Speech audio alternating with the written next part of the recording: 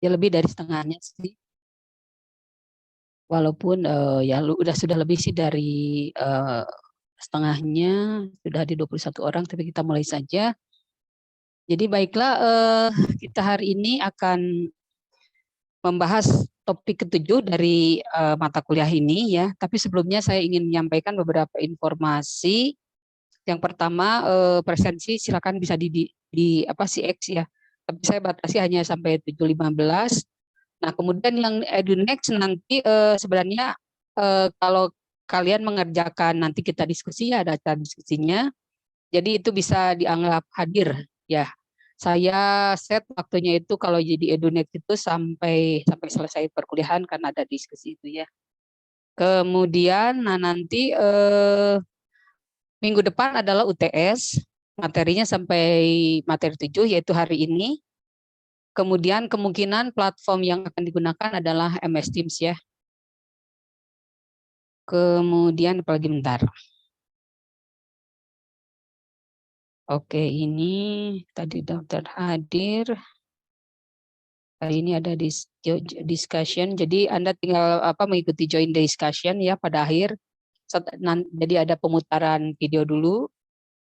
Videonya jam sekitar 4 atau 5 menit ya. Nanti baru kita diskusi. Mudah-mudahan waktunya cukup. Oke, itu saja. Mungkin sampai sini ada yang ingin ditanyakan, silakan.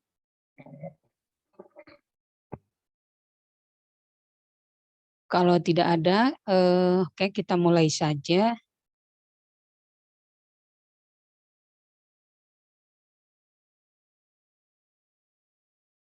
Share screen.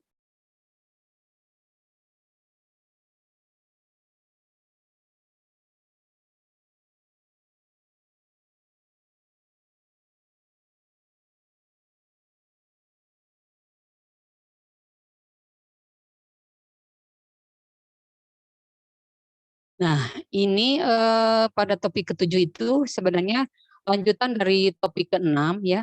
Kalau topik ke-6 tema besarnya itu lebih ke konsep-konsepnya. Kalau yang topik yang ke-7 ini lebih ke bagaimana konservasi, kemudian bagaimana kasus-kasus di Indonesia. Makanya nanti di akhir itu akan diputarkan animasi yang merupakan produk ya dari anak-anak SMK siswa SMK dari Kudus kalau nggak salah ya. Jadi tentang burung ya, burung ada empat nanti kita bahas yang pada akhir ya sedikit. Kita mulai saja. Jadi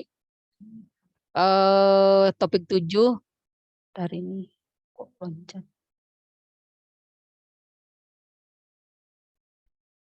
Yang pertamanya. Nah, ini sorry. Topik 7 keberlanjutan biodiversitas yang kedua mengenai ancaman terhadap nggak kedengaran atau kenapa? Belum share screen, Bu. Oh, belum? Bentar tadi belum. Bentar ya. Oh iya belum. Oh ini nih. Udah kelihatan belum? Belum juga ya, malah saya yang kelihatan. Bentar. Yuk, di sini udah dibilang, udah share screen. Udah ya? Udah belum? Udah? Ya oke, kita mulai saja ya. Agak lambat karena ini lumayan agak berat mungkin ya untuk laptop saya.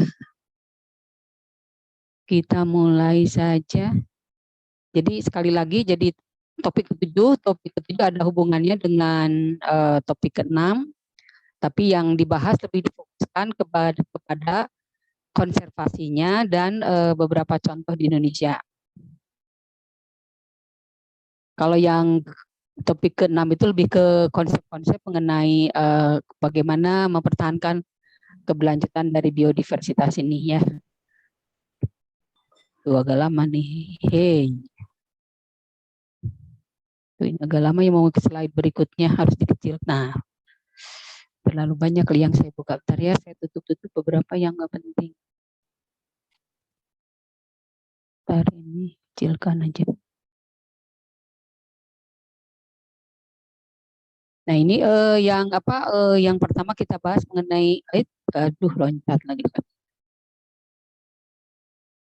Ini dulu harusnya ini dulu yang sebelumnya. Nah, ini dulu. Jadi kita bahas dulu mengenai ancaman-ancaman terhadap keanekaragaman hayati.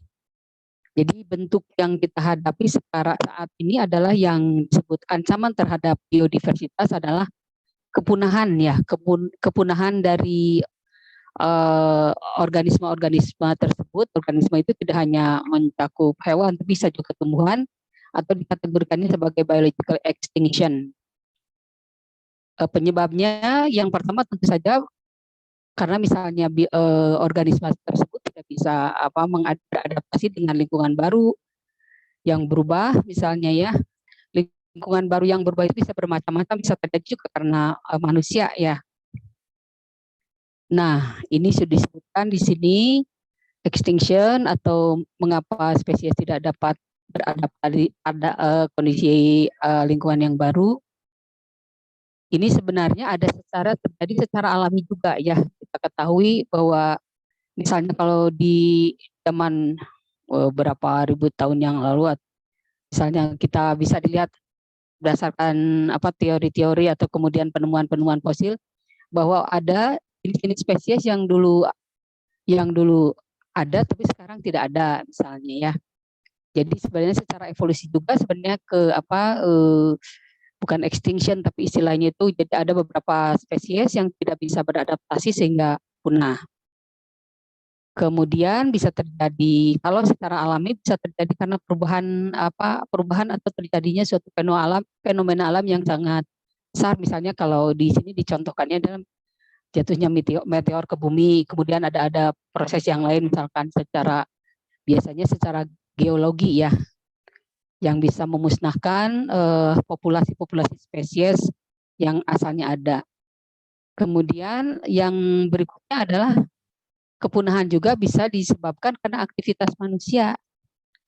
Nah, dan dikategorikannya itu sebagai kepunahan yang prematur. Prematur itu jadi terjadinya itu dalam waktu yang sangat cepat ya. Kalau di yang secara alami itu rentang waktunya itu mungkin panjang ya kalau dilihat dari umur manusia. Tapi kalau yang aktivitas manusia karena kepunahan aktivitas manusia itu rentangnya sangat pendek gitu. Jadi rentang umur manusia. Jadi kalau manusia kan misalnya sampai umur 70 tahun, kalau umur bumi secara geologis maka biasanya dihitungnya ribuan tahun. Nah, ini makanya dikategorikan sebagai prematur atau dini dari biodiversitas. Oke, itu yang mengenai ancaman terhadap biodiversitas. Nah, kita lihat sekarang sejarahnya bagaimana bagaimana terjadi beberapa proses di mana kepunahan alam itu memang pernah terjadi di bumi ya. Jadi menurut sejarah geologi itu sudah terjadi 5 kali mass extinction ya. Jadi mass extinction itu bisa mulai kalau dilihat dari persentasinya ya, extinction rate itu bisa antara range itu 50 sampai 95%. 50 sampai 95%. Ini bisa dilihat sini ya. Nah, sudah 5 kali terjadi dalam tentu saja ini jutaan tahun yang lalu, million of years ago. Nah, yang di abad sekarang ini, yang abad ini, kita juga jadi sudah juga terjadi mass extinction yang ke-6. Yang ke-6. Kalau yang tadi yang secara alami itu sudah saya sebutkan, misalnya terjadi hujan meteorit atau misalnya proses perubahan misalnya gerakan tektonik dan lain-lain yang lebih ke geologi ya, dan waktunya juga tidak umur manusia, maksudnya tidak 70 tahun, 60 tahun, tapi ini ribuan tahun ya. Tapi kalau mass extinction yang akibat manusia itu rentangnya sangat pendek. Nah, ini yang akibat manusia ini yang disebutnya mass extinction ya yang di sini. Nanti kita lihat bagaimana kecepatannya nih. Oke, ini laju kepunahan dinyatakan dalam presentase sudah disebutkan, yaitu jumlah spesies yang punah dalam periode waktu tertentu. Ya, periodenya sekali lagi ini adalah umur geologis. Kemudian yang disebutnya itu background extinction, jadi adalah kepunahan laju rendah yang bersifat alami mengikuti proses evolusi biologis ya. Kemudian kita lihat, nah yang kita bahas adalah yang kepunahan akibat manusia, the six mass extinction. Nah ini yang mengerikannya itu spesies itu yang mengalami kepunahan itu ininya kalau dihitung-hitung bisa luar biasa banyak ya, 100 sampai 1000 kali itu range-nya panjang sekali, berarti bisa di antara angka itu atau bisa maksimumnya 1000 kali lebih cepat dari kondisi sebelumnya. Dari kondisi sebelumnya itu dibandingkan dengan yang periode-periode yang mass extinction 1 sampai 5 itu ya. Nah, ini telah diketahui bahwa yang sudah punah itu yang telah diketahui manusia ya, 20 sampai 50% yang telah diketahui oleh manusia. Padahal seperti kita ketahui manusia itu atau para ahli itu belum semuanya tahu apa aja spesies yang ada di bumi ya. Yang sudah diketahui saja udah misalnya setengahnya udah hilang. Jadi kebayang bagaimana dengan yang belum diketahui itu tidak termasuk. Jadi kalau dilihat di sini kalau biasanya kalau yang biologis itu sebenarnya udah agak pesimis dengan angka-angka ini ya. Kemudian yang khususnya terjadi yang sangat lebih berdampak sangat besar itu adalah kalau menyangkut mengenai spesies kunci atau keystone species. Seperti kita ketahui, keystone species itu adalah spesies yang berperanan penting dalam kawasan tersebut ya. Kalau dia tidak ada, misalnya akan sangat mengganggu keseimbangan komunitas organisme yang ada di kawasan tersebut ya. Kemudian kita lihat berikutnya. Nah sekarang dibahas mengenai apa sih penyebabnya dari six mass extinction ya. Jadi ini pasti karena disebutkan karena aktivitas manusia. Jadi yang diduga penyebabnya yang mendasarinya itu adalah yang pertama adalah pertumbuhan manusia yang luar biasa pesat ya. Karena kalau ada manusia kan kita perlu modal alam kita itu perlu banyak juga kan ya. Kemudian nah ini yang dihubungkan dengan tapak ekologi. Pada kuliah sebelumnya kita lihat bahwa tapak ekologi itu semakin lama semakin meningkat dengan banyaknya populasi manusia. Jadi kebutuhan mengenai lahan yang diperlukan oleh manusia makin meningkat. Walaupun misalnya kita sudah tahu bahwa tapak ekologi itu di setiap negara itu berbeda-beda ya. Dan kita tahu bahwa negara-negara maju itu biasanya memerlukan tapak ekologi yang lebih luas daripada negara-negara yang sedang berkembang. Nah ini yang menariknya itu saat ini manusia atau spesies Homo sapiens itu sudah menguasai nih kalau perhitungan para ahli itu udah 83%. Padahal kita sudah tahu bahwa sebenarnya spesies di bumi, jumlah spesies di bumi itu kan kalau diperkirakan itu bisa yang rendah itu bisa juta misalnya ya. Jadi ini manusia sendiri sebagai satu spesies yang paling banyak menguasai dunia bumi itu ya. Nah ini kalau banyak sekali ini tentu saja kita sudah bahas ketika mempelajari mengenai populasi bahwa kita akan mengambil modal alam yang ada di bumi itu semakin besar ya, demikian besar sekali. Kemudian manusia itu kan seperti kita ketahui ada proses-proses itu tidak hanya manusia tapi makhluk hidup itu pasti ada proses-proses yang kalau fokuskan ke manusia itu pasti ada sisa-sisa bukan sisa atau limbah atau apa saja yang hasil proses-proses yang ada hubungannya dengan aktivitas manusia.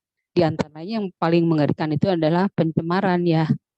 Dan diperkirakan hampir dari setengahnya perairan di muka bumi ini sudah tercemar ya.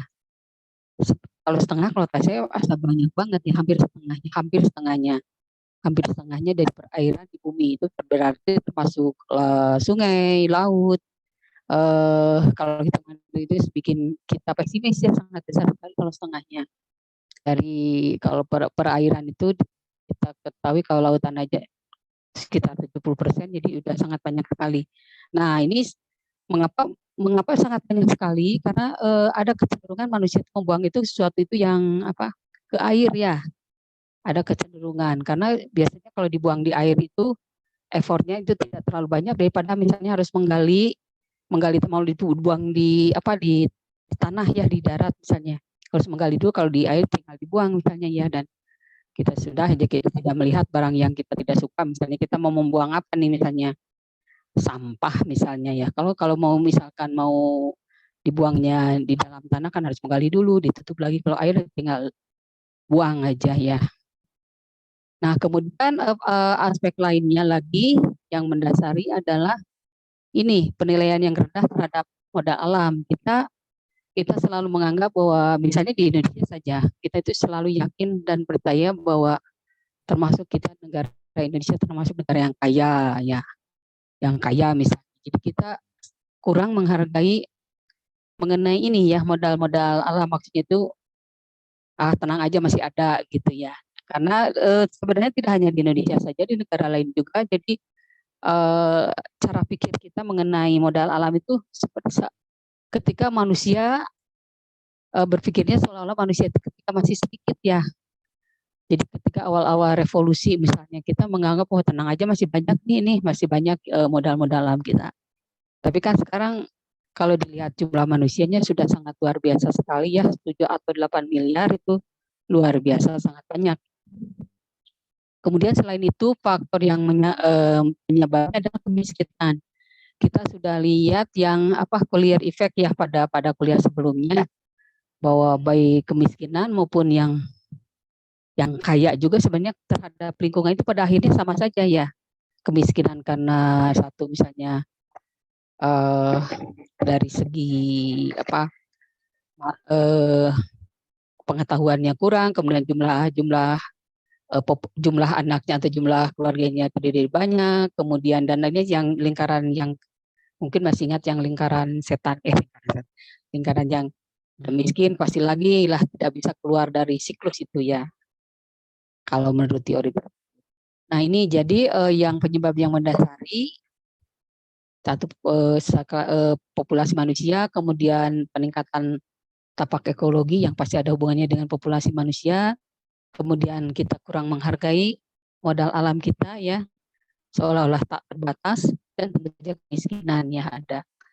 Walaupun demikian ada juga yang penyebab langsung. Oh ini saya sudah sebutkan penyebab langsung yang langsung ya. Ini tadi yang mendasari ini penyebab langsungnya.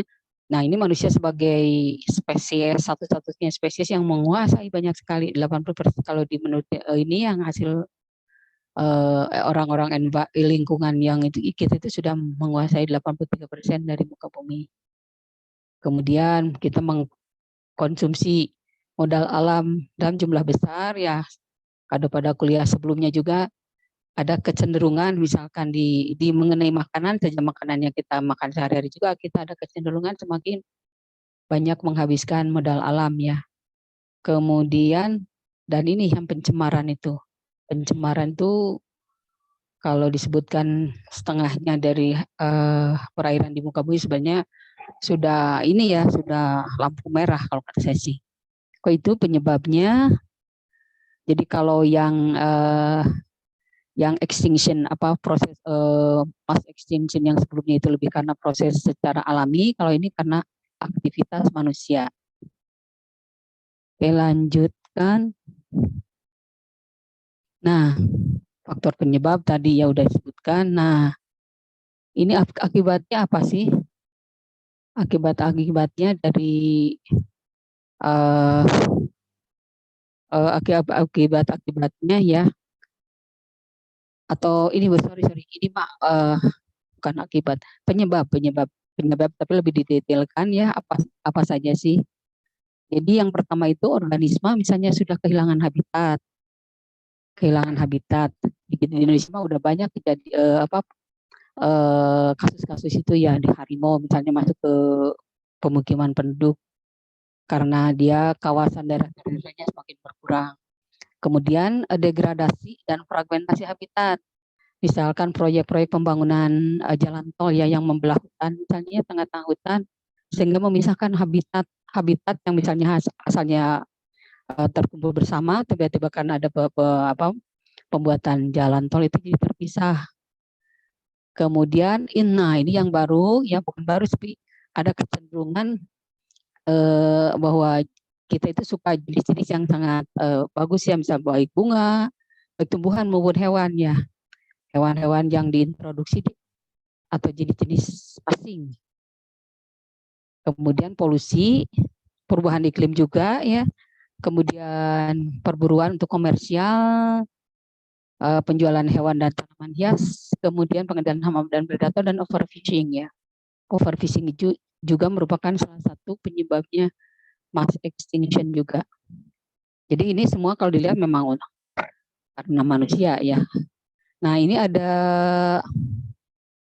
kalau nggak salah ada peristiwa yang ada kematian massal dari populasi lebah. Nah ini kalau kematian massal berarti ada kenapa? Ada diduga katanya ada hubungannya dengan penyemprotan hama yang menggunakan DDT. Tapi saya ketinggalan ini ya, ketinggalan beritanya, jadi tidak membacanya. Tapi kalau misalnya lihat lagi mungkin kalian akan tahu informasinya ya. Nah, jadi mengapa laba-laba itu pada banyak yang mati? Kalau populasi itu kan tidak menyangkut 1-2 ekor ya, udah population. Kemudian ini overfishing yang misalnya menggunakan, nanti ada bahasan berikutnya sih saya lihat ada gambar-gambarnya.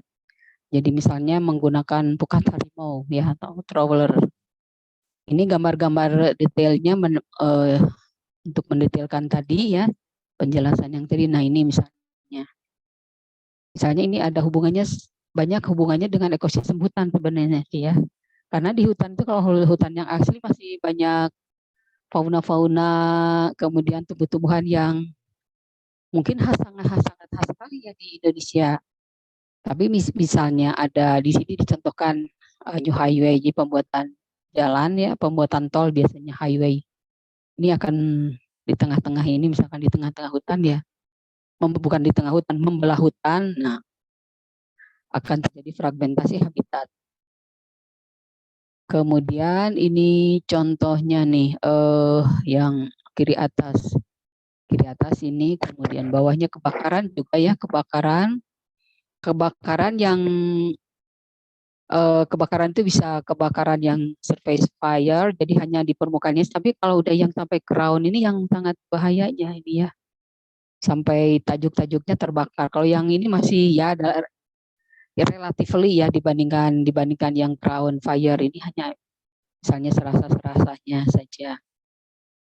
Kemudian yang pembukaan lahan pertanian kiri atas ya, ini misalnya kalau kita sih di Kalimantan ya, Pulau Kalimantan yang untuk pembukaan lahan sawit ini juga biasa dibersihkan gitu ya, dibersihkan. Kemudian ada pembukaan untuk area pembalakan kayu, tapi pembalakan kayu yang dilakukan oleh ini industri yang industri kayu ya, bukan oleh masyarakat. Kalau masyarakat mungkin sporadis kan, kalau pembalakan kayu oleh suatu industri atau suatu perusahaan besar biasanya dia udah sangat luas sekali.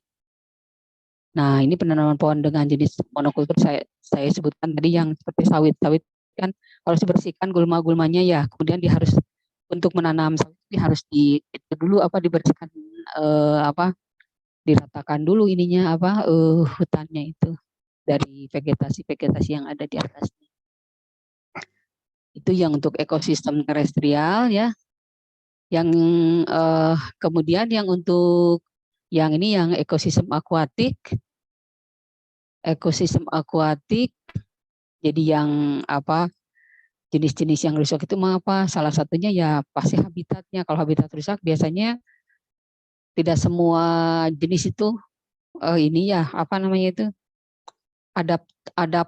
adaptasinya tinggi. Kalau kata saya sih yang kalau manusia bisa adaptif ya, tapi kalau hewan itu kalau kata saya lebih rentan ya kerusakan habitat. Di sini dicontohkan yang terumbu karang, ya terumbu karang udah banyak terjadi ya.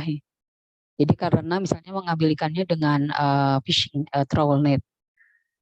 Nah, jadi kalau biasanya kan seperti ini gambarannya itu di sini dilihat. Jadi mengambilnya itu tidak hanya jenis-jenis yang dipilih ya, tapi hampir semuanya. Jadi ukurannya mulai kecil sampai besar. Kemudian ada alat sonarnya sehingga ikannya terjebak ke dalam fishing netnya itu. Kemudian biasanya juga dari sampai ke dasarnya ya.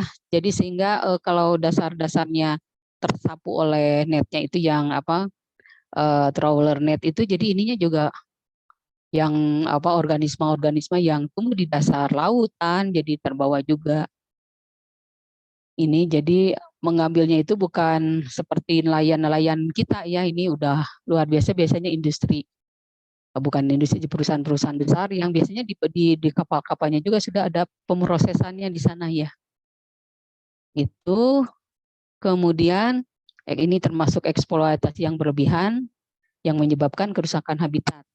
Kemudian tadi ada spesies invasif, jadi spesies yang bukan asli ada di suatu lokasi tapi didatangkan karena keindahannya, keunikannya. Tapi banyak dari spesies invasif itu yang tumbuhnya cepat ya, sehingga berkompetisi dengan tumbuh-tumbuhan yang ada lokalnya. Dan biasanya tumbuhan yang lokal itu yang tumbuhan lokal atau hewan lokal yang biasanya kalah misalnya ya. Kemudian polusi polusi kan macam-macam, bisa air, udara. Tapi kalau yang untuk perairan tentu saja polusi yang air ya. Dan perubahan iklim.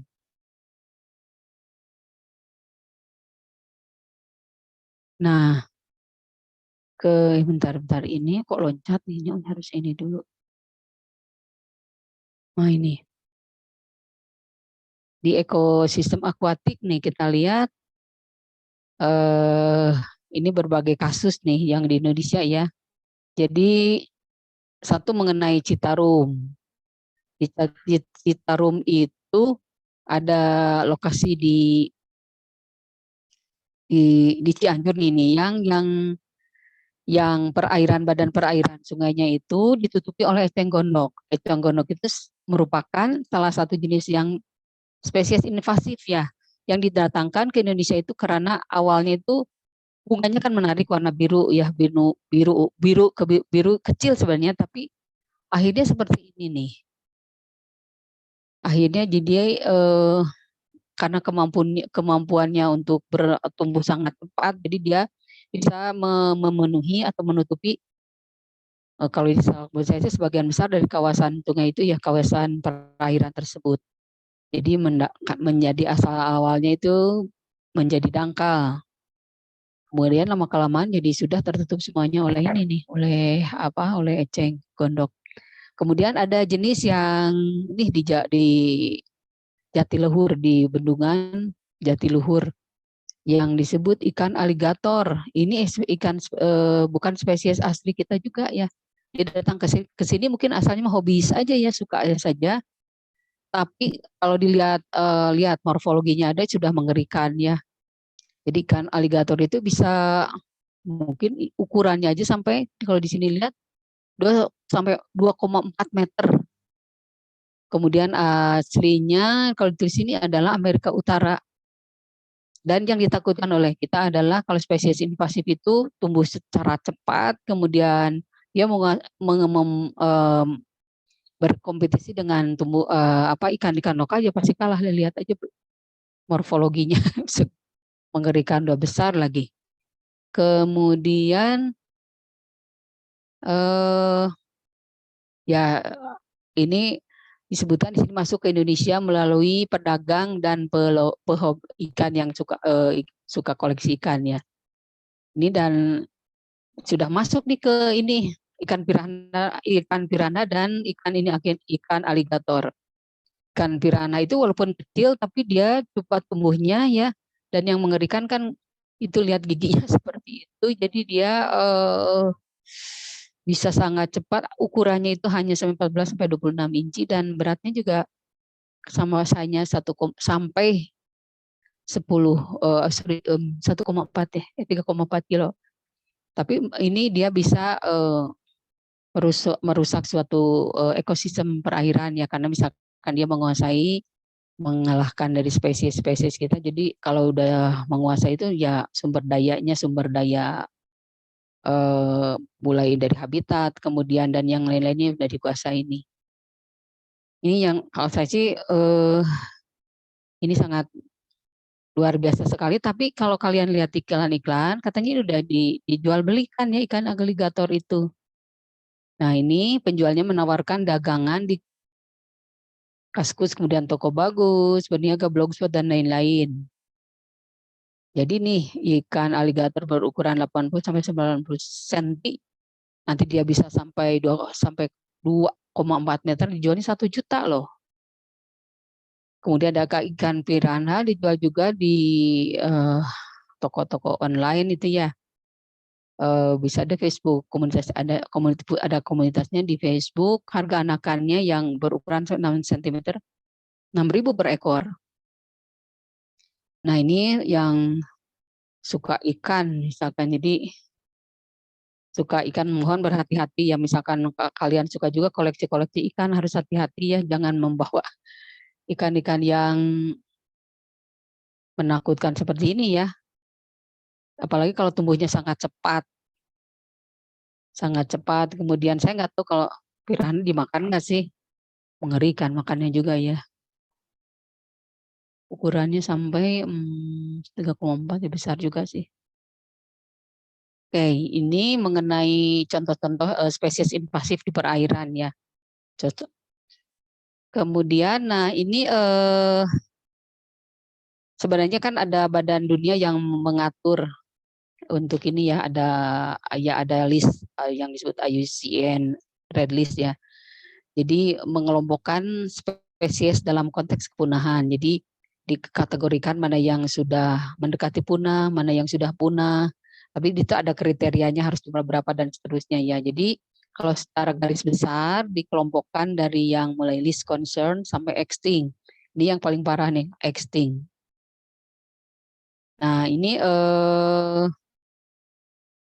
jadi yang paling harus kita aware mengenai spesies ya dalam konteks kepunahan itu adalah yang spesies yang genting. Biasanya di list red list itu ada di list apa saja yang termasuk, misalkan yang spesies endangered atau genting itu apa saja. Jadi apa sih sebenarnya yang dikategorikan sebagai spesies genting? Jika memiliki jumlah individu yang sangat sedikit, sehingga misalnya kalau tidak di protek atau tidak di ini dengan baik akan bisa punah ya. Kemudian spesies yang terancam atau threatened masih memiliki cukup individu untuk bertahan dalam jangka waktu pendek.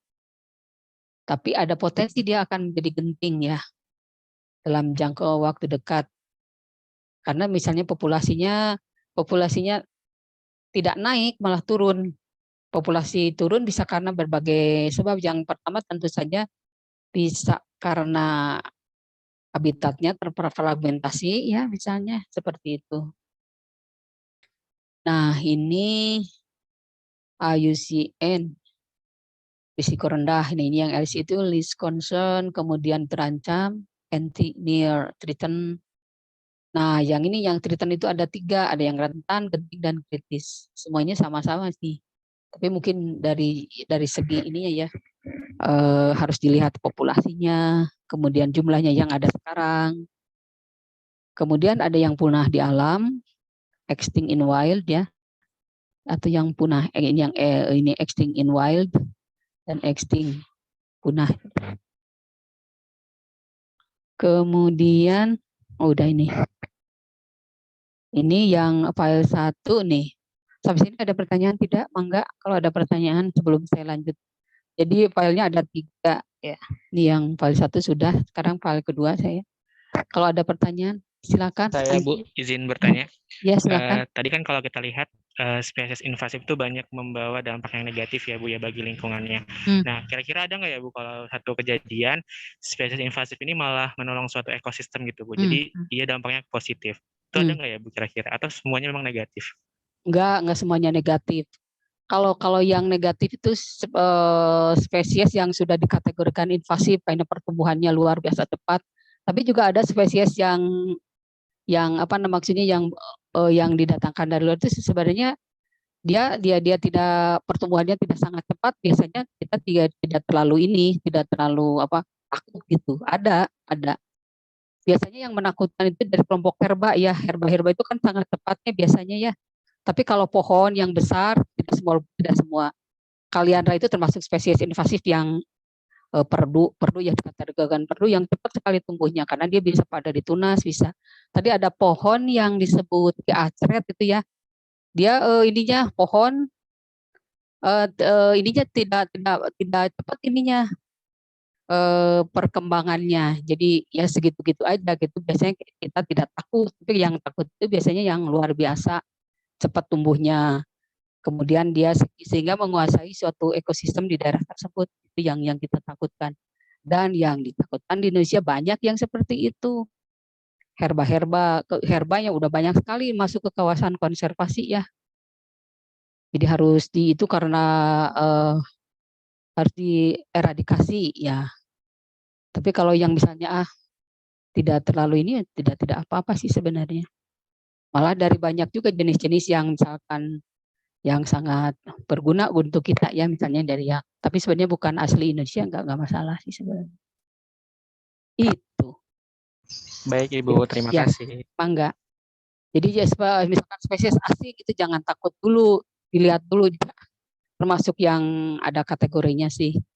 Ada yang luar biasa invasif. Ya yang ditakutkan di kita itu karena kawasan konservasi sekarang udah banyak spesies invasifnya. Lantana kemara misalnya, kemudian ada lain-lainnya ya. Itu harus gimana memusnahkannya juga, repot. Nah ini yang kedua, ada pertanyaan lagi nggak? Silakan.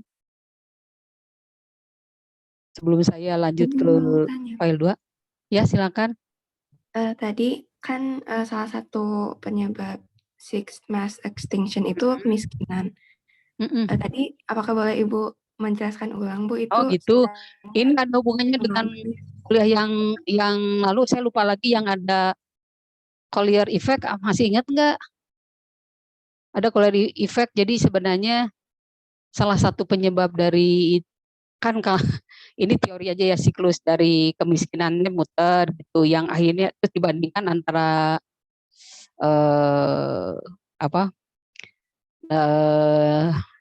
orang ini sangat sekali simplifikasi sekali sih ya.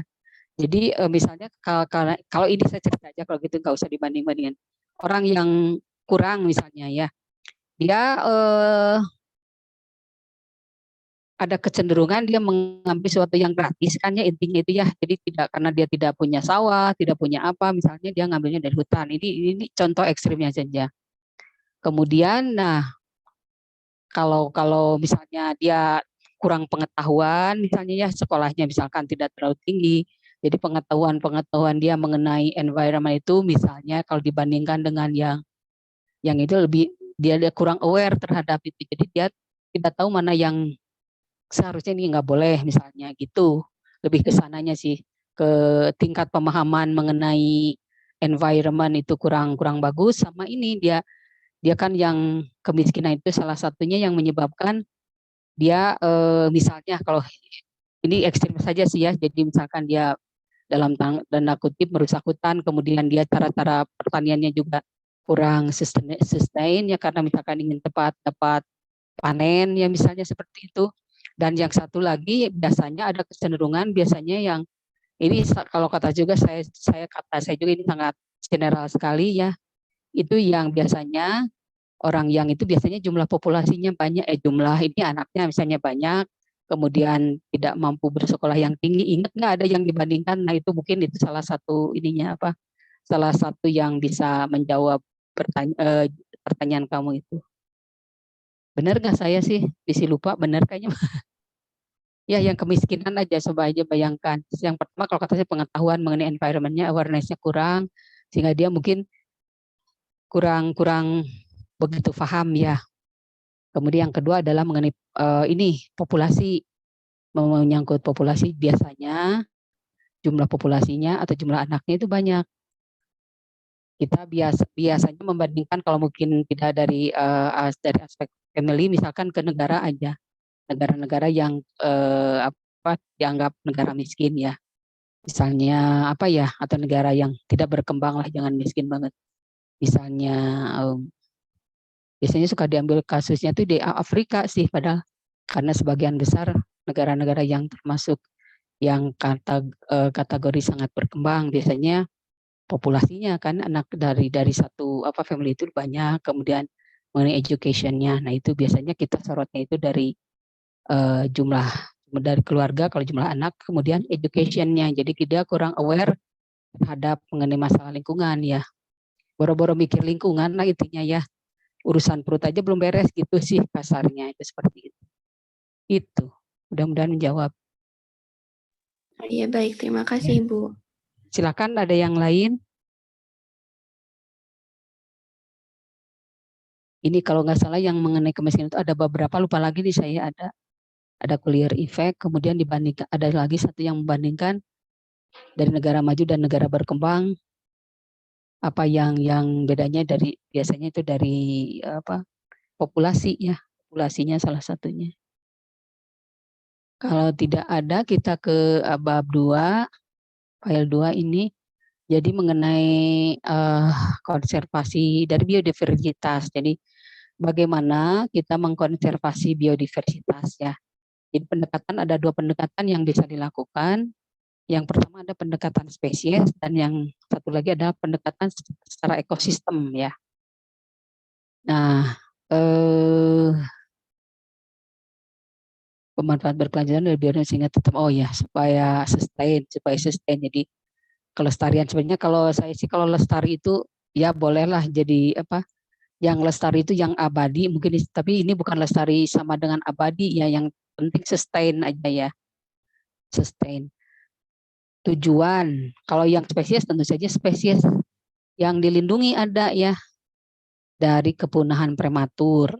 Kalau yang ekosistemnya yang dilindungi tanpa melihat misalkan di dalam itu ada spesies yang harus dilindungi, enggak masalah ini.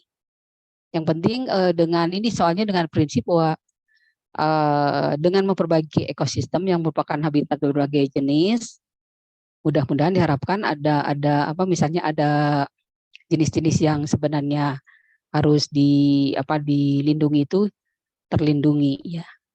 Ini strateginya yang pertama identifikasi spesies terancam punah, baru melindungi habitatnya. Kalau ini menjaga kecukupan luar habitat pada beragam menjaga kecukupan dan luar habitat pada beragam. Mungkin kalau ekosistem itu yang intinya itu habitat di dalamnya ya. Kemudian dilihat mungkin bentar bahasannya. Menjaga kecukupan luar habitat pada beragam ekosistem. Menjaga kecukupan luar habitat beragam ekosistem. Kalau misalnya ekosistemnya banyak mungkin, jadi kemudian di dalamnya itu terdapat habitat berbagai macam untuk bermacam organisme, mungkin dilakukannya itu ekosistemnya itu harus diperbaiki dulu ya, intinya itu. Kalau ini intinya itu pokoknya ini harus ke spesiesnya ya, ke spesiesnya itu kalau ekosistem. Coba kita lihat ini caranya. Melindungi spesies terancam secara legal, oke, pengelolaan habitat yang penting, kemudian penangkaran bisa juga dilakukan. Kemudian reintroduksi spesies, tapi reintroduksi spesies itu dari spesies yang hampir punah itu ya, bukan spesies yang lain. Kemudian kalau di sini, ini mencakup perlindungan habitat loncat nih oleh pemerintah atau swasta, perlindungan habitat. Kan di ekosistem itu ada bermacam habitat ya. Kemudian spesies yang asingnya disingkirkan supaya tidak terjadi persaingan dalam habitat tersebut. Kemudian yang spesies asli dikelola. Kemudian restorasi ekosistem yang rusak, diperbaiki. Jadi yang kalau di sini lebih ke spesiesnya, kalau ini ke habitatnya ya.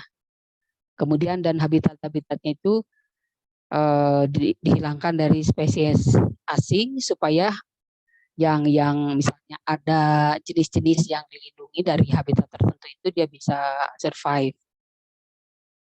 Nah, oke. Itu kemudian ini contoh nih, ini konsep. Nah, ini kalau ini kita lihat sekarang mulai pendekatan spesies. Oke, jadi nah selain IUCN tadi sejak tahun 1975 juga tadi ya. Jadi kita juga ikut menandatangani ini CITES ya. Jadi Conventional on International Trade of Endangered Species ini ada hubungannya dengan perdagangan. Jadi kita termasuk dari 172 negara yang menandatangani. Nah, ini CITES apa nih? CITES melarang perburuan, penangkaran dan penyelamatan spesies yang terancam punah. Di antaranya ini ya, di antaranya gajah, citeh dan simpanse. Tapi nanti biasanya listnya makin lama makin panjang nih. Kemudian selain IUCN, kemudian CITES dan ada juga yang ini CBD ya, Conventional on Biological Diversity. Ini lebih banyak lagi negara nih. Ada 190 negara, tapi Amerika malah tidak masuk nih. Jadi apa ininya komitmennya? Jadi supaya penurunan gangguan keanekaragaman hayatinya itu semakin turun ya, gangguan-gangguan terhadap keanekaragaman hayatinya menurun. Nah, ini ada contoh yang masuk ini ketam kenari yang termasuk arthropoda darat terbesar ya ada di Indonesia. Ini sudah dilindungi di Indonesia melalui peraturan pemerintah tahun 1999, tapi di CITES juga sudah ada dan di IUCN juga sudah ada nih, termasuk yang dilindungi. Biasanya dimakan ini proteinnya sangat tinggi, sangat banyak. Saya nggak tahu ini ukurannya seberapa, tapi termasuk arthropoda terbesar nih. Mungkin kalian harus search ini berapa sih ukurannya, kayaknya besar. Berikutnya adalah mengenai tadi yang pendekatan spesies yang dicontohkannya di kita itu arthropoda terbesar ya, ketam. Kemudian yang ekosistem gimana nih? Ekosistem sebenarnya pendekatannya bisa bermacam-macam juga, jadi bisa tahapan-tahapannya kita berpikirnya secara tahapan dulu. Yang penting kan harus tahu apa aja yang ada di dalam ekosistem tersebut. Jadi dilakukan dulu pemetaan ekosistem, kemudian di list apa saja yang ada organisme spesies apa saja yang ada. Kemudian dihubungkan biasanya selain melindungi biodiversitas juga melindungi jasa ekosistem. Melindungi juga jasa ekosistem. Kemudian bisa juga dilakukan identifikasi ekosistem yang harus segera direstorasi ya. Jadi supaya yang sudah rusak tidak terus makin rusak, jadi diprioritaskan dulu. Kemudian diusahakan kalau memungkinkan perlindungan biodiversitas juga ada insentifnya ya, sehingga orang yang mengerjakannya juga atau pemilik lahan yang itu juga tidak terlalu merasa terpaksa ya melakukannya. Nah, ini berbagai cara, bisa macam-macam, bisa restoration atau membuat suatu artificial ecosystem, misalnya lahan basah buatan, rehabilitasi, kemudian replacement, bisa juga replacement, restorasi, rehabilitasi, replacement dan artificial ecosystem. Nah, ini ada definisinya. Kalau restorasi apa nih? Di restorasi itu harus kondisi ke seperti alaminya lagi kalau restorasi itu ya. Kalau udah rusak, diperbaiki, terdegradasi, sebisa mungkin nanti ketika sudah pulih itu harus seperti ya kondisi awalnya. Memang paling sulit nih rehabilitasi. Kalau restorasi ya. Kalau rehabilitasi yang penting fungsinya sudah kembali nih. Fungsinya kalau rehabilitasi, fungsi atau jasa ekosistem yang sebelumnya ada harus sudah kembali fungsional. Dicontohkan di sini adalah kalau rehabilitasi misalnya penghijauan lahan ya. Kan hutannya misalnya tidak kembali seperti awal ya.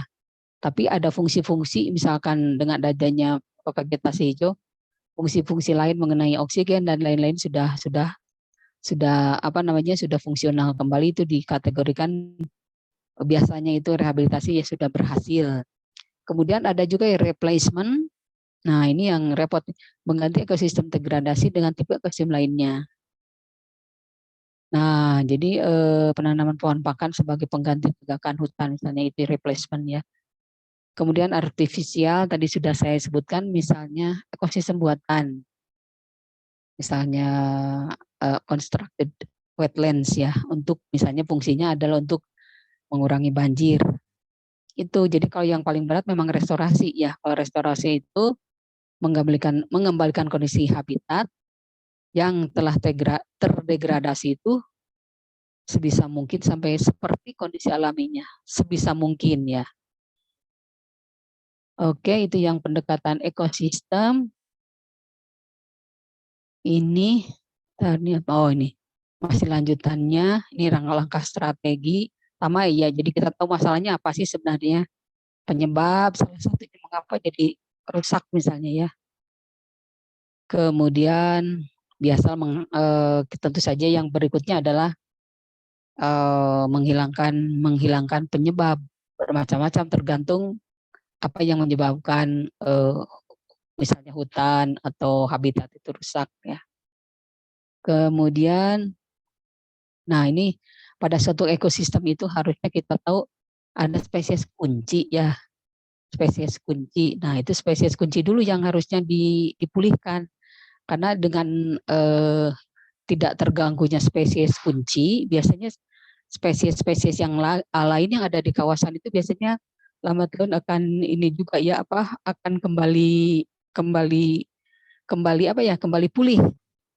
Kemudian berikutnya adalah lindungi area dari proses degradasi yang lebih lanjut. Nah, biasanya suksesi sekunder juga dibiarkan ya. Jadi selama itu bukan merupakan spesies invasif ini ya. Itu yang pendekatan ekosistem. Tadi ini solution untuk pendekatan ekosistem, tadi ada restorasi. Ini contohkannya. Ini tapi saya bentar. Untuk solusi pelestarian hutan, upaya perlindungan hutan dilakukan melalui pencegahan kerusakan dan tindakan restorasi. Dikurangi kerusakannya, tapi harus segera melakukan restorasi. Ini bisa dilakukan tapi bisa sebelumnya bisa dilakukan juga pencegahan ya. Sebelum merusak harus melakukan usaha-usaha secara preventif ya. Baru mungkin kalau sudah ini baru ke sini di restorasi. Nah, mungkin ya saya akan ininya beberapa yang penting preventionnya, usaha-usaha preventif yang bisa dilakukan. Nah, yang pertama protect the most diverse and endangered area ya. Jadi memang yang sangat beragam itu biasanya lebih ini ya, lebih diutamakan dulu. Protect the most diverse and endangered areas, kemudian educate. Nah, ini pendidikan, educate settlers about sustainable agriculture and forestry, subsidize. Nah, ini karena nyontrengnya dari buku literatur luar negeri, jadi sangat gampang sekali menyebut subsidize only sustainable forest ya. Protect forest with that for nature. Jadi kayak kita berhutang nih, kalau sudah merusak ini kita harus bayarnya gimana nih? Yang sama-sama juga dengan yang kalau yang tentu saja dengan ada aspek conservation concessions ya. Dan semuanya harus timber atau kayu-kayu yang dijual itu harus tersertify ya. Ini sudah jalan nih yang ini seperti ini. Jadi kalau tidak tersertify biasanya ditolak. Kemudian slow population growth. Ini yang untuk prevention, kemudian ini yang restorasinya. Ini rehabilitasi ya tentu saja harus, kalau sudah terjadi kita harus merehabilitasi dan kemudian merestorasi. Ada yang merestorasi, ada yang hanya merehabilitasi saja. Tapi kalau yang restorasi ini untuk yang diverse and endangered areas ya. Nih dan seterusnya. Oke, lanjut. Kemudian ini dicontohkan bagaimana pendekatan ekosistem untuk taman nasional nih. Bagaimana caranya? Banyak sih caranya ininya ya, yang di solutionnya banyak. Jadi ini sekali lagi ini bukunya buku ya ada luar, jadi kita kadang-kadang harus adjustment ya beberapa hal yang kita akan sulit melakukannya. Tapi ini karena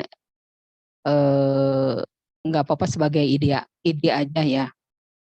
Misalnya integrate plans, edu parkland near treatment parks, by private land inside park dan seterusnya ya. Tapi yang mungkin yang bisa kita lakukan bisa saja ini untuk national park to limit the number of visitors ya. Kemudian increase the number of park rangers and their pay. Kemudian encourage volunteer bisa nih. Raise entry kita sekarang udah meningkatkan, jadi mahal banget kan masuk ke ini ya national park ini. Tapi hanya ininya aja, jadi pada akhirnya yang si national park itu tapi karena tidak langsung mengelola, jadi ke pemerintah pusat dulu. Jadi sebenarnya kalau dari ini walaupun meningkat sebenarnya untuk si national parknya sendiri sebenarnya agak kurang ini gitu ya, tidak terlalu signifikan gitu naik harga, naik tarif masuknya, tapi biasanya itu karena harus masuk ke pusat dulu, mereka itu sebenarnya jadi yang dapatnya itu tidak terlalu signifikan. Kemudian locate visitor parking ini mungkin bisa. Ini saya nggak tahu nih by private lands inside park rasa tidak sesuai dengan national park ini ya. Oke, itu yang pendekatan ekosistem. Kemudian pendekatan ekosistem ya, ini spesies invasif nih tadi yang ini berbagai what can you do ya, what can you do supaya kita bisa membantu mengontrol spesies invasif ya. Ya, ini yang pertama jangan memelihara wild plants or animals. Kemudian jangan memindahkan tumbuhan dari tempat habitat aslinya ya. Kemudian jangan membuang misalkan content of aquarium itu aliran air ya. Karena ditakutkan misalnya kita punya akuarium kemudian ikannya sepertinya mati atau tidak ada telurnya, taunya ketika dibuang sebenarnya masih hidup. Nah, itu jadi bagian-bagian yang terlewati oleh aliran air itu mungkin akan hidup ya si ini, jadi akan lama-kelamaan kalau ikannya bukan yang spesies invasif tidak apa-apa misalnya lokal, tapi kalau yang invasif dan biasanya tumbuhnya sangat cepat mungkin yang itu yang akan merugikan. Nah, ketika kalian camping misalnya untuk misalnya mau ada api unggun ya, ambil kayu-kayunya dari tempat sana gitu, jangan mengambil dari luar, kalau disarankannya seperti itu. Kemudian jangan membuang bekas kalau mancing ikan ke aliran air. Oh, ini jangan after dog visit food or the water, brush them before taking them. Jadi supaya tidak membawa biji-bijian atau apalah ya yang bisa memindahkan dari satu lokasi ke lokasi yang lain. Dan seterusnya ini ya. Ini seperti saya sebut juga, ini rujukan dari negara-negara yang sangat maju, jadi mungkin beberapa ini harus di-adjustment kalau untuk khusus untuk kita ya. Beberapa walaupun demikian beberapa bisa kita ambil juga manfaatnya. Itu yang kedua. Ada pertanyaan dulu, silakan.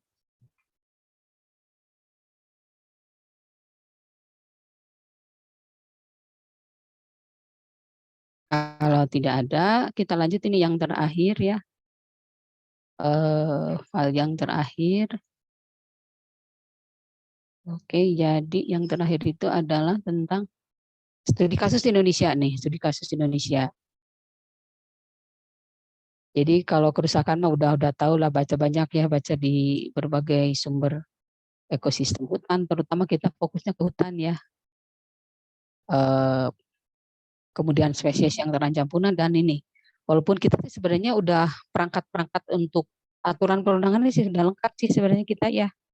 Malah masalah implementasi saja mungkin yang berat, sangat berat kali kita implementasi. Nah ini contohnya kerusakan hutan. Ini saya miss juga informasi ini ya.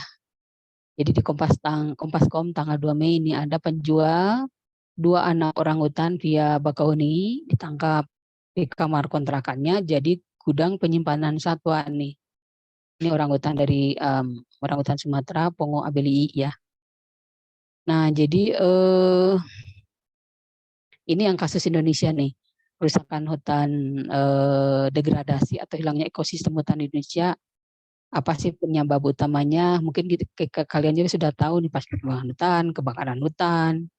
Nah mungkin yang paling ini ya, kalau kata saya melihatnya konversi lahan hutan ke non hutan, alih fungsi lahan hutan ini yang paling banyak. Kemudian masalah apalagi penyelundupan hasil hutan, satwa, terutama satwa ya. Nah, terutama satwa. Kemudian ini yang untuk ekosistem hutan. Kalau ini perairan juga. Kalau perairan apa nih? Perairan ini contohkannya di Teluk apa nih? Saya nggak tahu ini Teluk apa. Pokoknya dekat ke Manado. Jadi Kepulauan Togean. Ini jadi mengambil ikannya dengan menggunakan bom ikan. Ya lihat ininya apa, terumbu karangnya udah rusak sekali. Sudah rusak sekali, udah rata dengan dasar lautnya. Ini biasanya apa yang penyebab kerusakan ekosistem perairan. Kalau untuk terumbu karang ini sudah dicontohkan bahwa contohnya adalah penangkapan ikan. Tadi juga kita bahas ini yang dengan menggunakan trawler ya. Tapi kalau yang di masyarakat tuh mungkin tidak masyarakat saja ya, masyarakat menggunakan bahan peledak dan racun sianida nih. Kemudian kalau air sungai kita pembuangan limbah industri ini yang Sungai Citarum saja ya. Industri kiri kanan sungainya membuang limbahnya ke Sungai Cikapundung. Tapi ada juga nih kasus-kasus misalnya ini yang Nyumon itu udah lama sih, yang membuang tailing dari ya itu emas kalau nggak salah ya ke perairan, ke Teluk Puyat. Ini ada dispute sebenarnya antara berbagai pihak nih. Ada yang membela, ada yang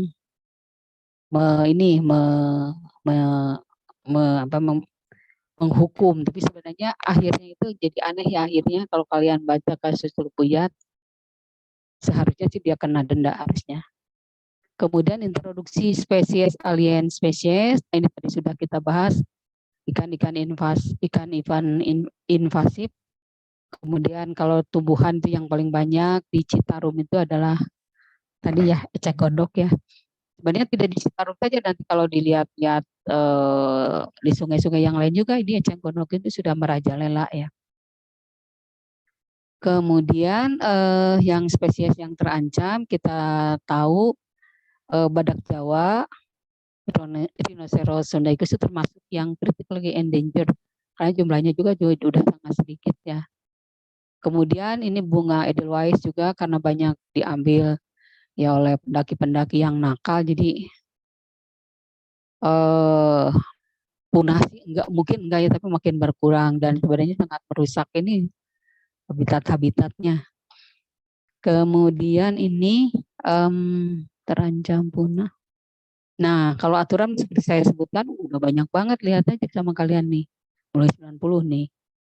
Konservasi sumber daya alam dan hayati dan ekosistemnya.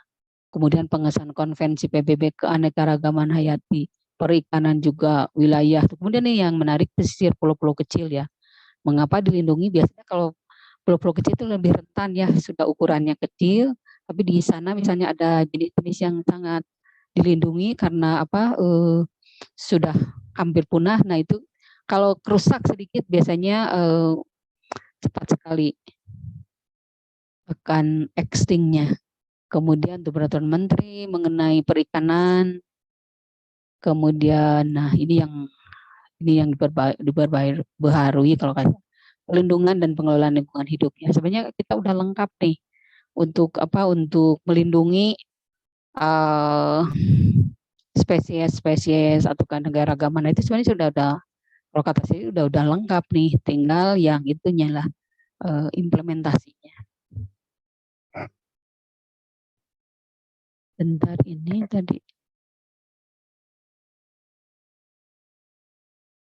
Ini kita juga sudah punya banyak sih ya kawasan konservasi, taman nasional, cagar alam tuh lihat banyak sekali. Cagar alam aja 214, Wakamarga Satwa 80 itu banyak sekali sebenarnya. Taman nasional, taman hutan raya, taman wisata alam dan seterusnya ini banyak ya. Ini adalah Wakamarga Satwa Padang Sugihan di Sumatera ya. Kemudian ini gambar dari luar saja. Sebagian itu. Tahura Bukit Barisan di Sumatera Utara. Udah banyak nih, apalagi nih yang kalau masih ada ya mungkin behind-nya, jadi orang-orang behind ininya mungkin ya. Oke itu. Nah ini upaya juga sudah banyak dilakukan ya. Kalian juga sudah tahu mengenai mangrove ya, rehabilitasi mangrove. Kemudian restorasi rehabilitasi ekosistem di kawasan konservasi. Ya, sebenarnya banyak yang dilakukan, tapi mungkin antara yang merehabilitasi dan merestorasi dengan yang merusak itu jauh lebih banyak yang merusaknya. Jadi kita tuh kerja-kerja yang orang environment itu tampak seperti sedetik air di lautan yang luasnya. Jadi tampaknya bekerja aja terus, tapi seolah-olah tidak ada hasilnya. Padahal upaya udah banyak banget kalau kata saya sih. Kemudian ini,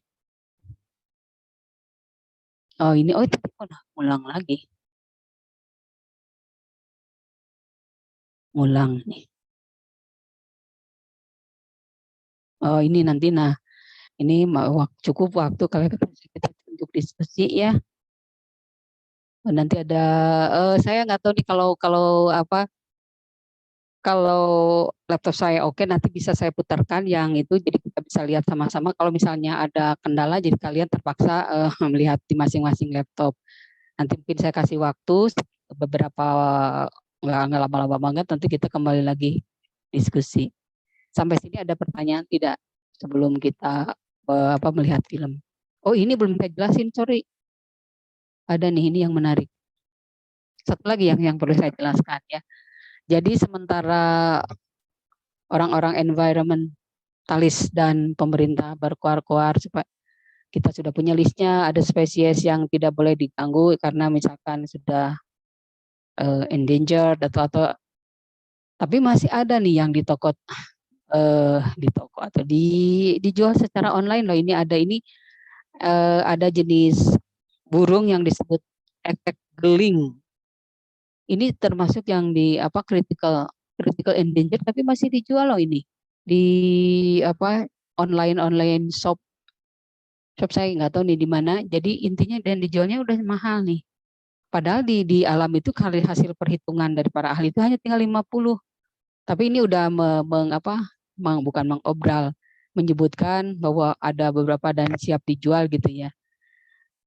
Sebenarnya ya para itu boleh saja misalkan seorang ini memperbanyak secara maksudnya bukan istilah itu namanya itu ada istilahnya, bentar saya kemarin tulis bukan menangkar, lupa Linda namanya.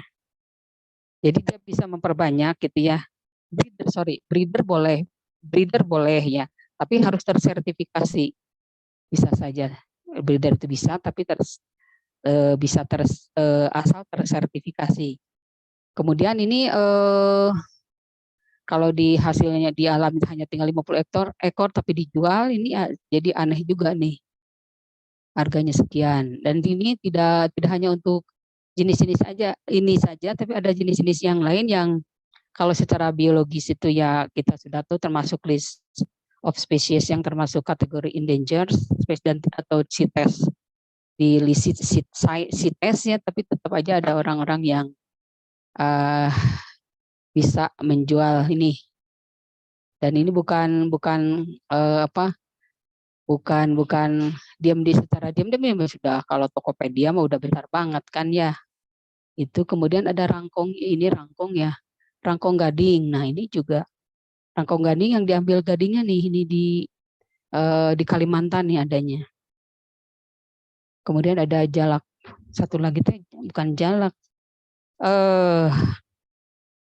kakak tua jambul kuning. Kalau yang tadi yang hijau itu ekek geling itu di Jawa Barat bagian barat adanya, itu kemudian Borneo.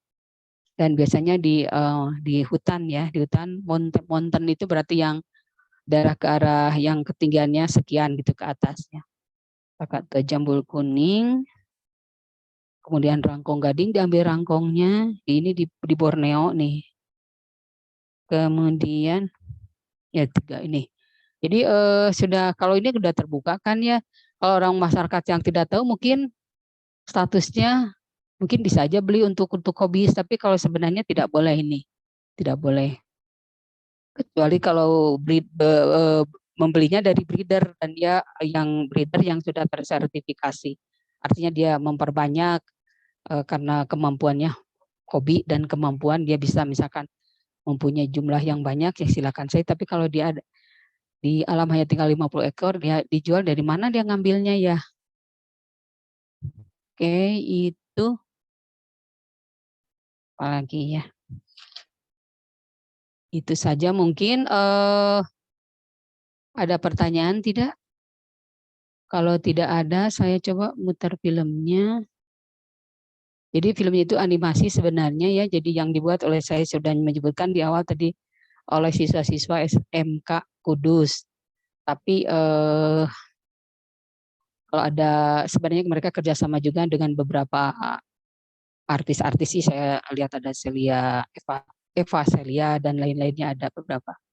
Jadi di tokokannya itu ada, kalau nggak salah ada tiga burung ya, rangkong gading, kemudian kakak tua jambul kuning dan ekek geling ya. Nanti kita coba bentar, saya bisa mutar nggak? Kalau nggak, saya minta Anda memutar sendiri karena sudah ada di Edunext ya. Ada ininya yang bisa link yang untuk melihat videonya. Bisa nggak saya? Kayaknya bisa.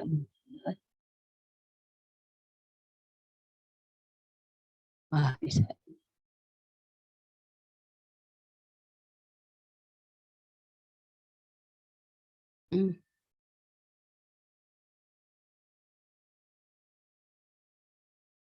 Takutnya nggak bisa.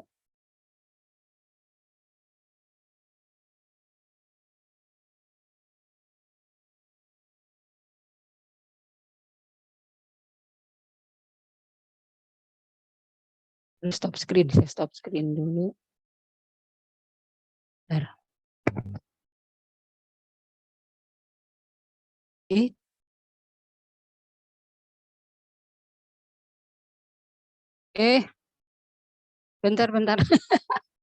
Bentar. Bentar.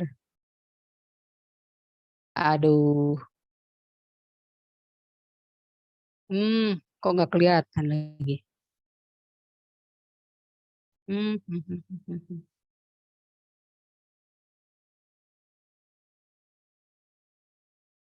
Nah, ini udah mulai ya, silakan. Apakah sudah bisa melihat? Halo? Alvin, udah kelihatan? Belum, Bu. Apakah mungkin belum? masing-masing aja ya, Bu, nontonnya? Bentar, Alvin udah bisa melihat tidak? Belum, Bu. Belum? Gimana nih cara? Coba ya, saya putar lagi. Suaranya ada, filmnya ada nggak? Tidak, Bu. Nggak.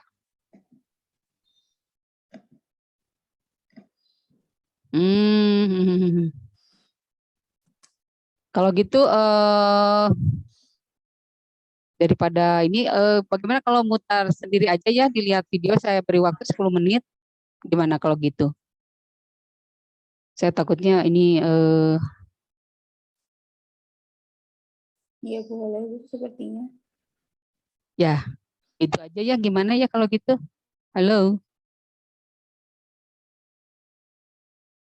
saya seharusnya bisa, tapi kalau di saya sih kelihatan. Saya nggak bisa connect langsung ke intinya, gimana caranya nih? Bentar ya. Bentar. Ini apa kamu bilang? Ya ini silakan dilihat dulu ya filmnya tuh ya. Saya kasih waktu 10 menit.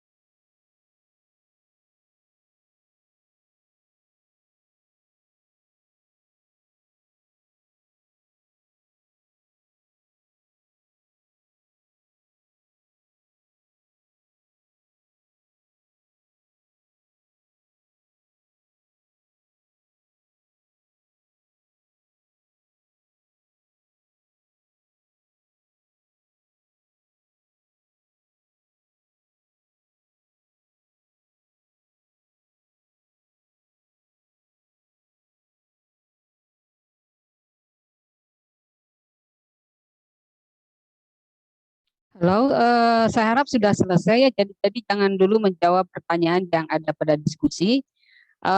Ya, jadi udah pada selesai belum nontonnya? Karena filmnya hanya 4 menit, harusnya sudah selesai. Sudah, halo, siapa yang bisa apa? Saya ingin tahu yang sudah ya udah selesai ya, oke ya. Sudah selesai. Nah, ini udah selesai. Jadi berhenti dulu bekerja ya. Nah, baru kalian coba masuk ke discussion pada ini join discussion pada Edunext ya, punten. Silakan masuk dulu ke sana. Udah pada masuk. Ya, kalau udah masuk, kalau ditugaskan dari koordinator itu sebenarnya ada 2 pertanyaan ini ya. 2 pertanyaan, tapi saya ingin menambah 1 aja pertanyaan lagi ya, nomor 3 berarti ya. Nih ya, jadi yang pertama itu kalau saya ringkaskan saja ya pertanyaannya itu hubungan antara budaya memelihara hewan atau tumbuhan ornamental dengan ancaman kepunahan tumbuhan hewan. Jadi kalian membuat suatu analisis saja pendek aja, nggak usah banyak-banyak. Kan kita banyak yang sudah kebiasaan atau ingin memelihara hewan atau sayang ke hewan atau tumbuhan suka sekali, tapi dihubungkan dengan ancamannya, ancaman terhadap kepunahan itu nomor 1. Kemudian yang kedua ini sebenarnya ingin melihat kontribusi dari kita ya untuk menyelamatkan lingkungan dan biodiversitas. Karena ini sebenarnya pengling itu untuk beragam ini prodi, tapi kita masih ingin lebih ke spesifik ke biologis Anda sebagai seorang biologi, bagaimana upaya kita sih ya supaya kita bisa berperanan dalam penyelamatan lingkungan dan biodiversitas. Itu kalau yang ketiga, komentar Anda tentang yang MUPI tadi, yang animasi tadi, tapi hanya dengan menggunakan 2 kata saja, 2 kata, bukan kalimat, 2 kata, misalkan bagus sekali, atau misalnya menarik sekali, misalnya, atau sangat menyedihkan, gitu ya. Itu nomor 3. Itu saja mungkin tugasnya. Kita masih, saya kasih waktu 10 menit ya untuk menjawab 3 pertanyaan tersebut. Silahkan langsung ditulis pada discussion ya. Nanti saya bisa memantau dari sini mana yang sudah selesai atau belum. Jadi jangan keluar dulu, walaupun misalnya sudah selesai, kita akan diskusi. Ada sekitar ya 20-15 menit untuk diskusi. Silakan ya. Oh ini ya contohnya itu. Silakan ditulis nggak apa-apa, tapi intinya itu. Hubungan ya oke, hubungan antar budaya dengan dengan ancaman kepunahan. Kemudian yang kedua potensi masing-masing terhadap lingkungan. Tapi saya lebih spesifik mengenai biologi. Yang ketiga satu lagi ini komentar dengan 2 kata mengenai video tadi ya. Silakan kerjakan, mangga. Saya ini kecilkan dulu.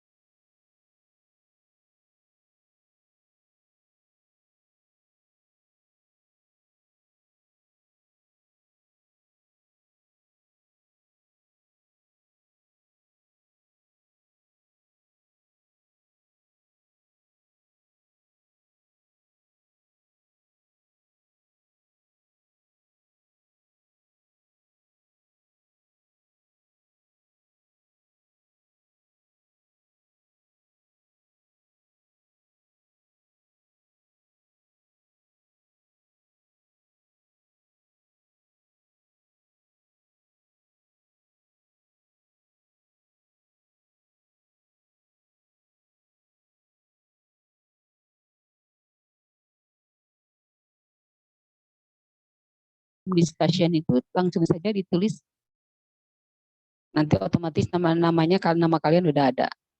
Silakan ikom.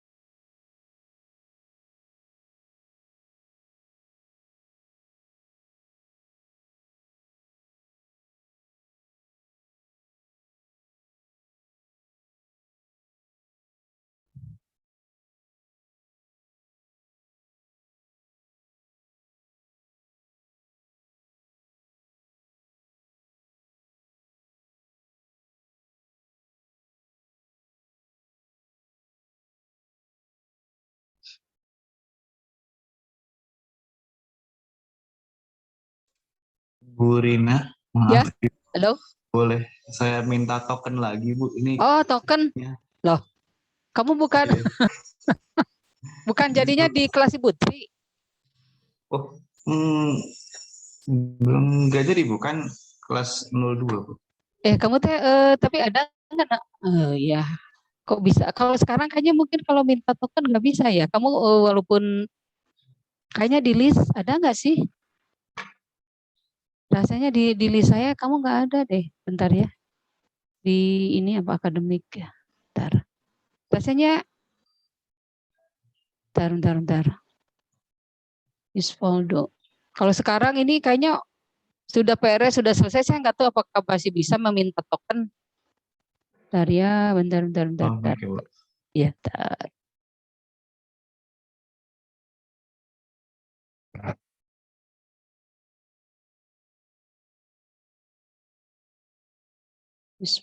Isfado. NIM-nya berapa kamu teh? Lupa saya. 106-19-024, Ibu. Belakangnya 24 ya? Iya, betul. 24 mah ora ono. Ora ono, kamu jadi tetap Ibu Tri. Oh, tapi saya sedang mengajukan pindah kelas itu sih, Bu, yang diminta sama Ibu Rina. Iya, tapi kayaknya kamu tetap di kelas Ibu Tri deh. Gak apa-apalah, nanti kamu bisa apa namanya teh? Tapi kalau token saya nggak tahu ya apa masih bisa nggak ya token. Kayaknya kalau udah PRS mah udah fix.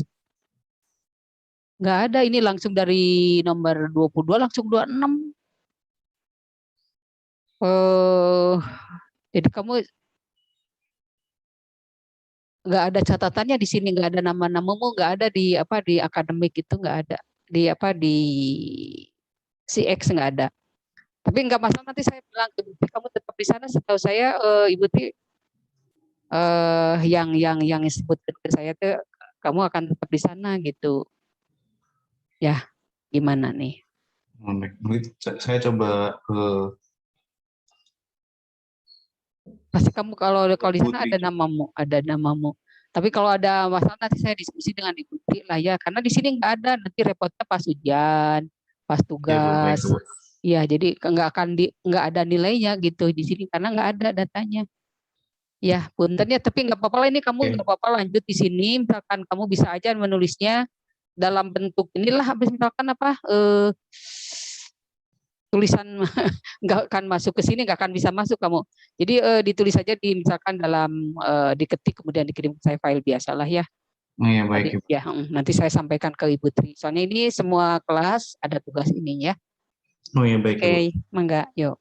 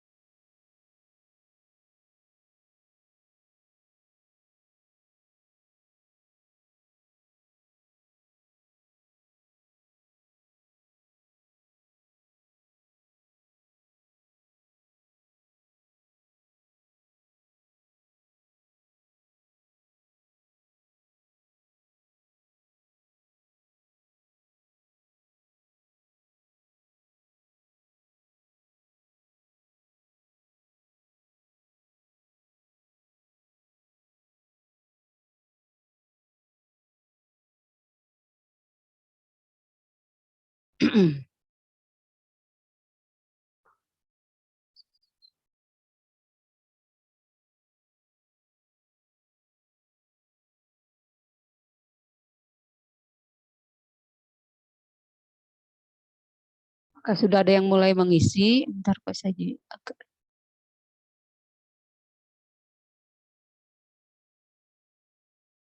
Tadinya udah dibuka.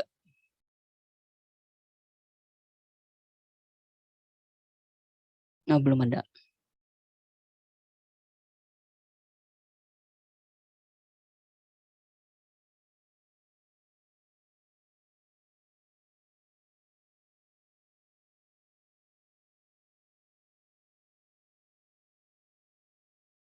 Ayo silakan mengisi, nanti nggak ada waktu untuk diskusinya. Soalnya kalau di new message, bentar sih. Nggak ada.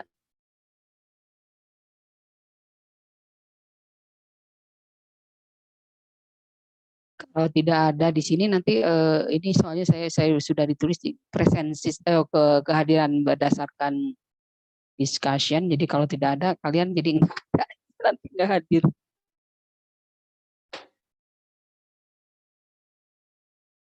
Coba ada reply, belum ada.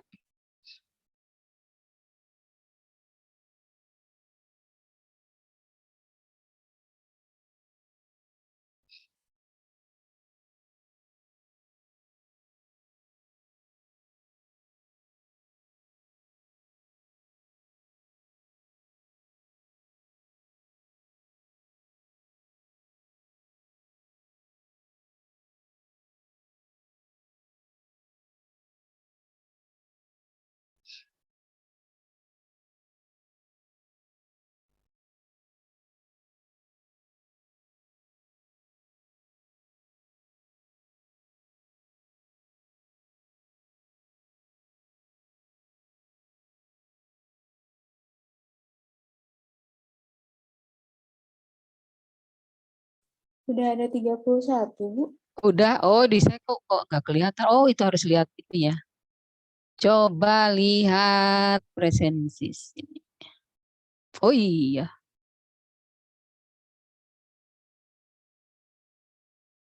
Oh ya. Bentar.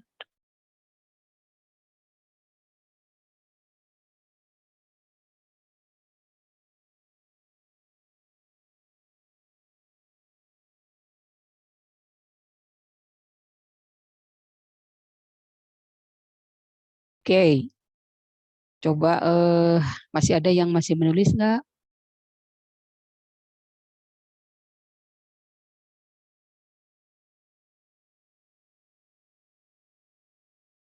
Sih.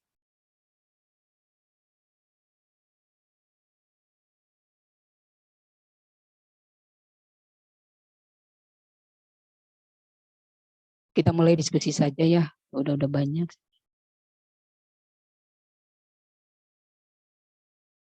Bentar.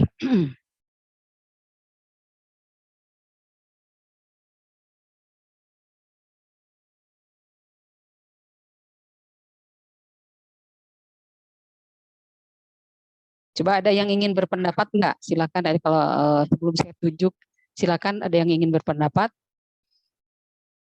Biar ada yang apa? Biar terdengar. Coba. Silakan ada yang ingin berpendapat nggak? Kalau nggak saya tunjuk nih. Kalau begitu, tadi ya.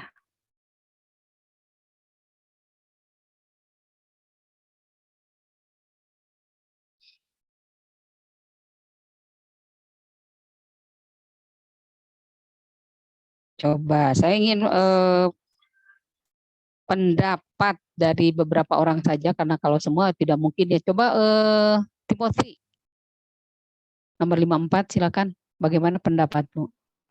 Halo. Halo Bu. Ya, bisa lebih keras lagi saya nggak bisa dengar. Udah lebih jelas Bu. Ya. Coba menurut pendapatmu bagaimana? Pendapat untuk yang nomor berapa Bu? Atau yang video? Semua aja lah, menurut kamu gimana? Oke, Bu. Kalau Yang sesuai dengan yang ditulis ya. ya, Bu. Ya, Kalau yang silakan. nomor pertama sih hubungannya karena sekarang kan makin besar ya pasar buat yang hewan, tumbuhan liar gitu. Orang-orang nyari hewan dan tumbuhan yang ornamental, eksotis tuh makin banyak karena di masa pandemi gini tuh hobi tentang hewan dan tumbuhan tuh lagi meningkat-meningkatnya. Nah, jadinya karena permintaan banyak dan peluang bisnis yang cukup baik, jadinya banyak pihak-pihak yang nggak bertanggung jawab, kayak penjual-penjual nakal gitu, dan pembeli-pembeli yang juga tidak tahu aturan, justru kayak lebih memilih ngambil tumbuhan dan hewan liar gitu yang ada di alam langsung, karena mungkin biayanya juga lebih murah daripada beli di yang penangkaran dan yang udah captive breed gitu, Bu. Jadinya daripada ribet ngurusin surat dan biaya lebih mahal, lebih baik ngambil dari alam langsung yang ilegal. Jadi ya maka dari itu semakin banyak tumbuhan dan hewan liar yang di alam itu yang makin terancam punah karena banyak dibeli sama yang pihak-pihak nggak bertanggung jawab. Lagi pula ketika dibeli juga kebanyakan justru perawatannya juga kurang baik, jadinya malah bukannya bertahan hidup, malah jadinya mati gitu, Bu. Terus yang untuk yang kedua, sebagai mahasiswa biologi ya kalau misalnya sebagai ingin memelihara hewan ataupun tumbuhan, lebih baik pintar-pintar memilih karena jadinya lebih memilih yang pasti legal, yang captive breed dari penangkaran dan bukan dari alam langsung. Lalu kayak ketika memiliki hewan yang seperti ikan misalnya yang bukan asli dari Indonesia, harus sadar bahwa ketika misalnya ukuran sudah besar, nggak ada tempat itu, nggak boleh dilepas di perairan Indonesia, harus bertanggung jawab pada hewan itu karena bisa merusak biodiversitas perairan yang ada di Indonesia. Ya. Terus yang nomor 3-nya dapat saya dari video tadi sih ironis sekali, Bu. Dan terjadi kan di Indonesia ya. Iya, Bu. Ya. Oke, terima kasih Timothy. Sekarang yang berikutnya ada yang voluntary nggak atau saya tunjuk aja? Kalau gitu saya tunjuk ya, ntar. Sherlyn, ada Sherlyn? Hadir nggak? Ya, hadir, Bu. Coba Sherlyn menurutmu bagaimana? Kalau ya tadi buat yang nomor 1, menurut saya dengan adanya budaya memelihara hewan, tumbuhan ornamental, dan pasarnya sangat sulit dikontrol karena kesadaran orang-orang yang membeli hewan dan tumbuhan ornamental itu kurang, maka nanti jumlah populasinya itu akan berkurang drastis sehingga mengancam kepunahan tumbuhan dan hewan-hewan tersebut. Untuk yang nomor 2, masing-masing dari kita itu dapat kayak melakukan langkah-langkah kecil dari kayak membagikan informasi melalui media sosial. Selain itu, kita juga bisa menaikkan kasus-kasus yang terkait dengan lingkungan dan biodiversitas tersebut. Selain itu, kita juga dapat menjadi volunteer dalam kegiatan-kegiatan dalam penyelamatan lingkungan dan biodiversitas. Oke, nomor 3 apa pendapatmu? Menurut saya pendapat yang nomor 3 informatif. Apa romantis? Informatif, Bu. Oke, terima kasih Sherlyn. Ya, berikutnya coba saya ingin dengar Bintang, hadir nggak Bintang? Biasanya hadir tadi saya lihat. Halo Bintang. Ya Bu, halo Bu, hadir Bu. Coba, kamu gimana? Mestinya coba gimana Bintang? Apa ya Bu? Mungkin serupa sih Bu sama yang sebelumnya dikasih sama teman-teman. Yang kalau pertama kan soal budaya memelihara. Jadi sebenarnya itu sih masalah tanggung jawab sih Bu kalau pemeliharaan. Jadi kayak pertama kan kalau ada gara-gara budaya pemeliharaan berarti terbuka pasar. Karena ada pasar berarti memancing penjual. Penjualnya itu dapatnya dari pemburu. Nah pemburu ini kan terutama untuk komoditas-komoditas hewan yang masih wild caught gitu kan kalau pemburuannya nggak dikontrol berarti dia akan memunahkan, akan mengurangi jumlah organismenya, jadi bisa punah. Habis itu kedua tuh gara-gara budaya pemeliharaan juga itu kan kadang pemelihara ada yang gampang bosen, jadi kalau udah bosen ada yang ngebuang peliharaannya ke sembarang tempat jadi spesies invasif. Lalu yang kedua itu kita mulai sebagai mahasiswa. Mahasiswa itu bisa mulai konservasi dari hal simpel seperti tidak membuang sampah sembarangan atau menjadi pemelihara yang bertanggung jawab dengan lingkungannya. Jadi kayak kan kalau buang sampah sembarangan bisa mengotori lingkungan, jadi bisa bikin punah juga seperti sampah yang ke laut bikin penyunya sakit gitu, Bu. Terus komentar yang ini menurut kamu?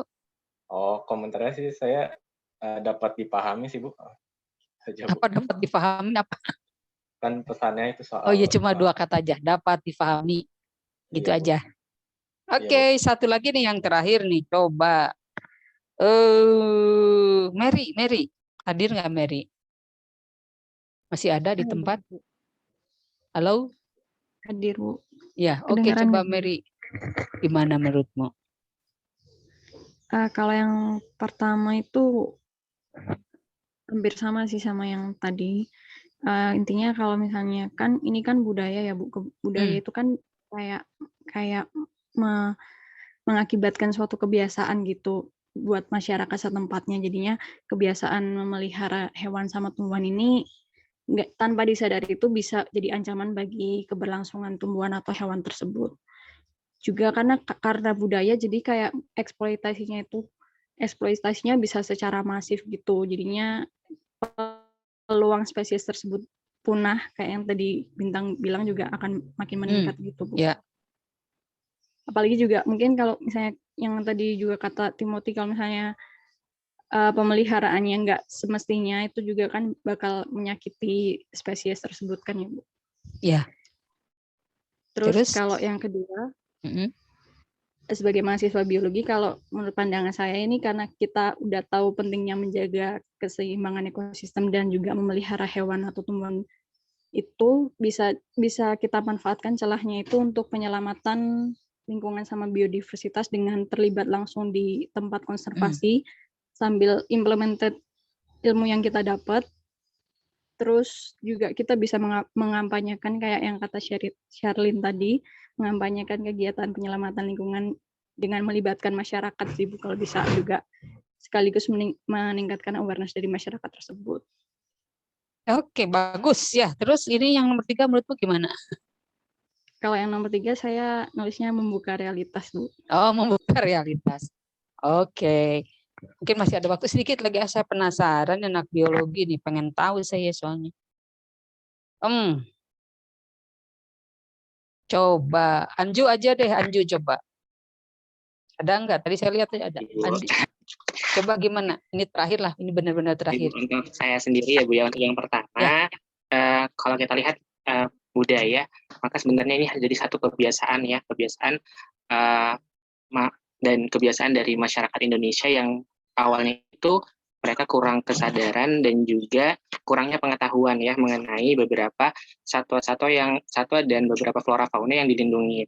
Nah, hasilnya bagaimana? Karena adanya pemeliharaan hewan dan tumbuhan ini, beberapa orang yang memelihara flora dan fauna dengan tidak mengikuti SOP yang ditetapkan oleh suatu lembaga, maka akhirnya banyak sekali flora fauna yang terbengkalai dan akhirnya malah mati seperti itu. Yang kedua, sebagai mahasiswa biologi, kita bisa berkontribusi, contohnya seperti mengikuti beberapa kegiatan ataupun organisasi yang ranahnya itu bergerak dalam penyelamatan lingkungan. Dan yang terakhir, ketiga itu menyayat hati, Bu. Oh, menyayat hati. Iya, Bu, benar, Bu. Saya sedih sekali. Oke, terima kasih. Itu realistis dan betul ya, kejadiannya benar itu.